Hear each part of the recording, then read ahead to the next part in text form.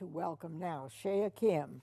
Now, she is here. She has a military training, military police background, and she knows what she's talking about. And she's here on behalf of Definite Defense. Thank you for coming. Thank you, Peggy. That is your business. That is my business. To keep people safe, and women in particular. Yes, ma'am. So where do we begin, Shea?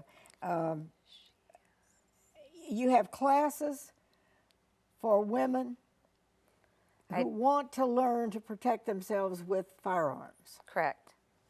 Right. I teach, basically, I teach men and women. You do? Right.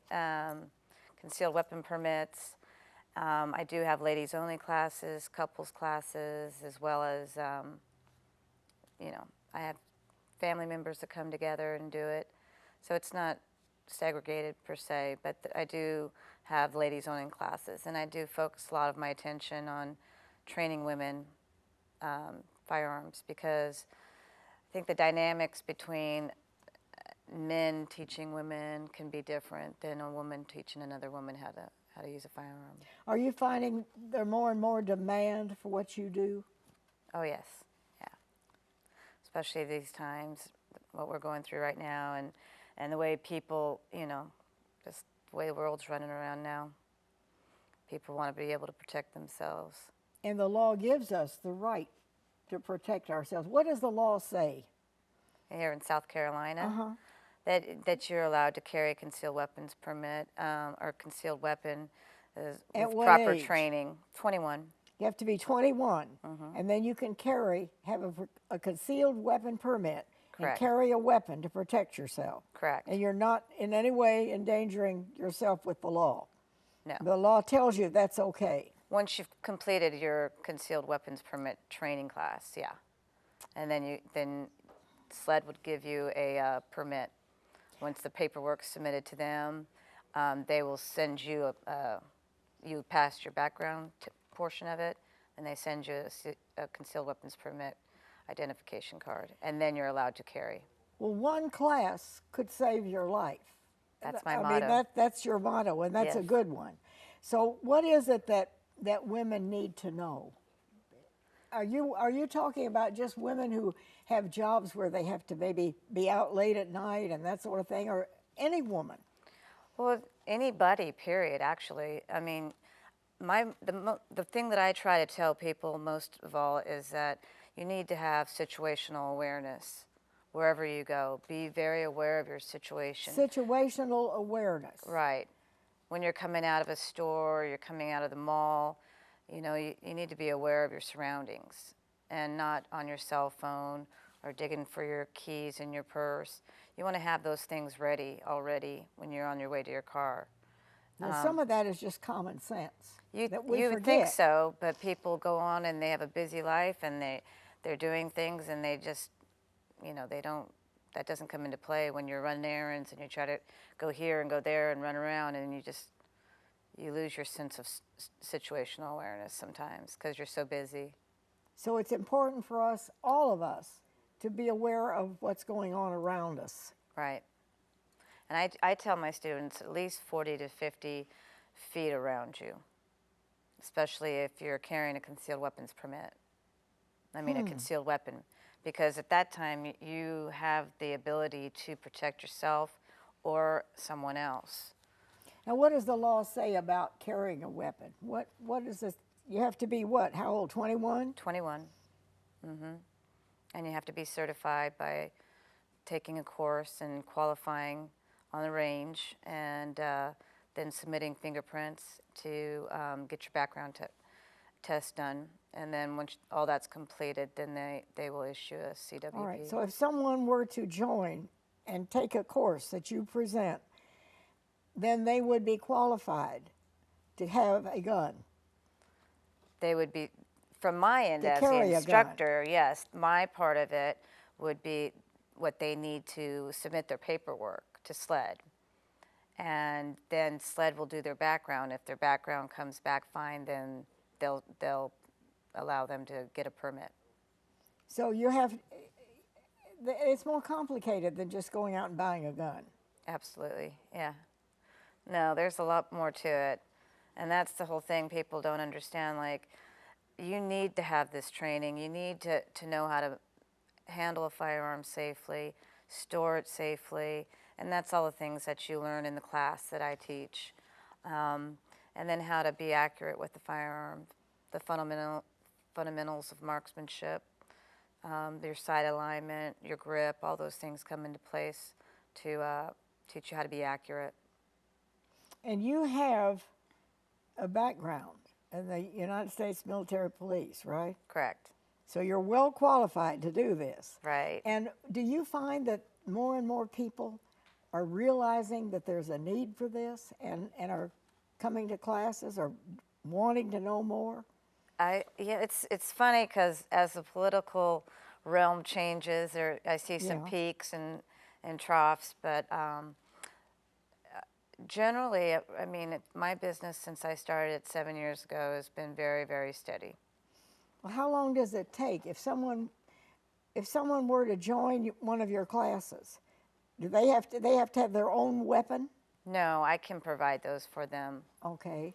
I try to keep it, my classes, I do a class during the week and like a weeknight, do the classroom portion, and then on a Saturday afternoon do the shooting portion. So people that are in business or work 9 to 5, they can still come to class and then come to the shooting portion in the afternoon on a Saturday. So it's not taking up a full day of their weekend. I see. And I do all the paperwork for them and type up their SLED application. I also get their fingerprints taken and send all their paperwork to SLED so they don't have to worry about having it all correct and sending it in and getting a check for SLED. I do all this stuff for Now them. they have to be aged 21. Am I right about that? Yeah. In order to get your CWP, yeah. But you can take the class prior to being 21. But you don't have to be 21 to take the class. Right. Could be within 3 years of turning 21. Okay, and how long would it take if I joined up for your class? How many weeks would I have to come to learn? It's just an 8-hour class. 8 hours. Yeah, and I split it up. So you do 4.5 in the classroom and then 3.5 at the range. And people become comfortable then with. And how important is it? We live in kind of strange times, and people are apprehensive. How important is it that somebody follow the rules, and if they're going to get a gun, that they know what to do? It's extremely important.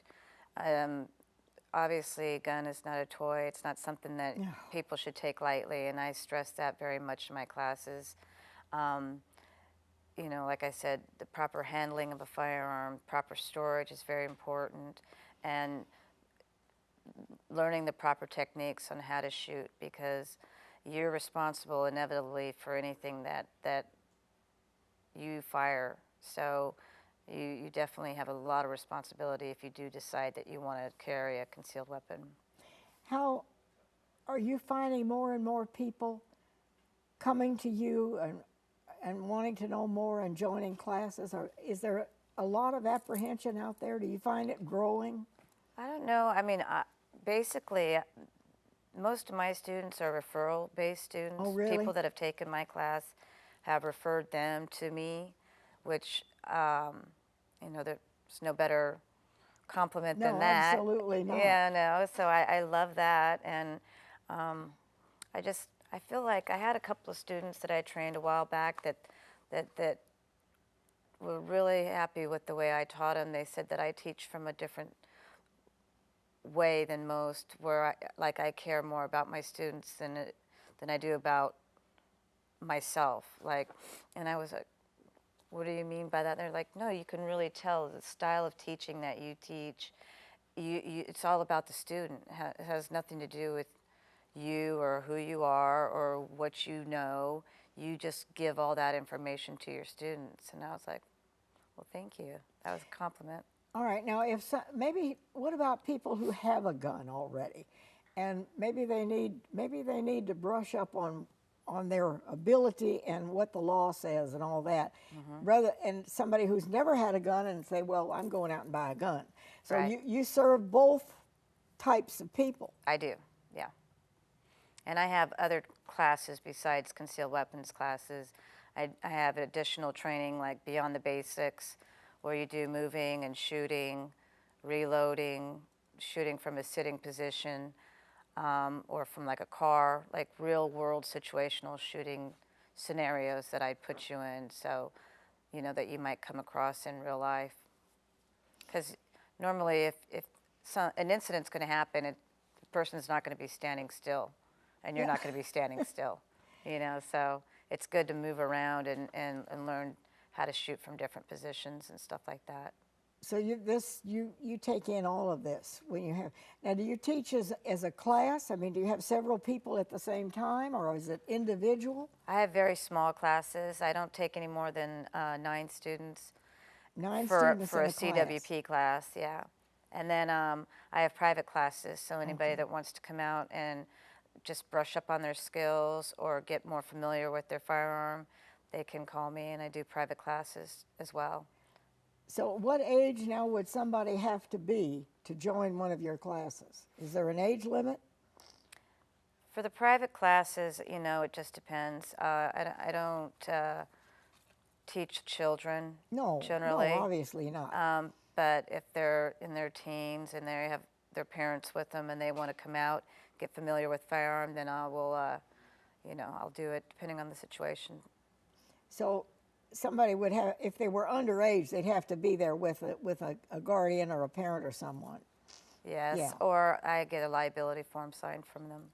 Yeah. But normally, I usually get the family that wants to come together with their teenager and do it together. And that's a good thing. Yeah, definitely. So you teach the whole family at one time. Yeah.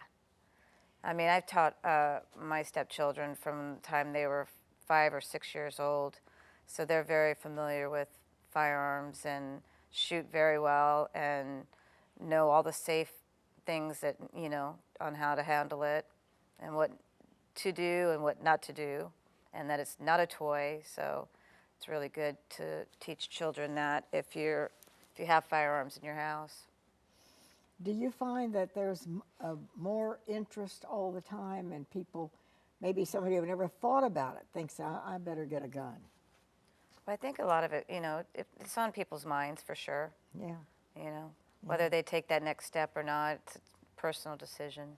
But if you're going to have a firearm, you need to know how to use it and what the law says, and that's what you're there for. Yes.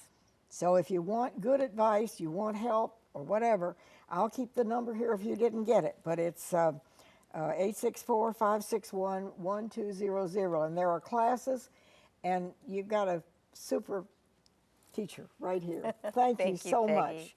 And we want everybody to just be safe, know what the law says, and abide by it.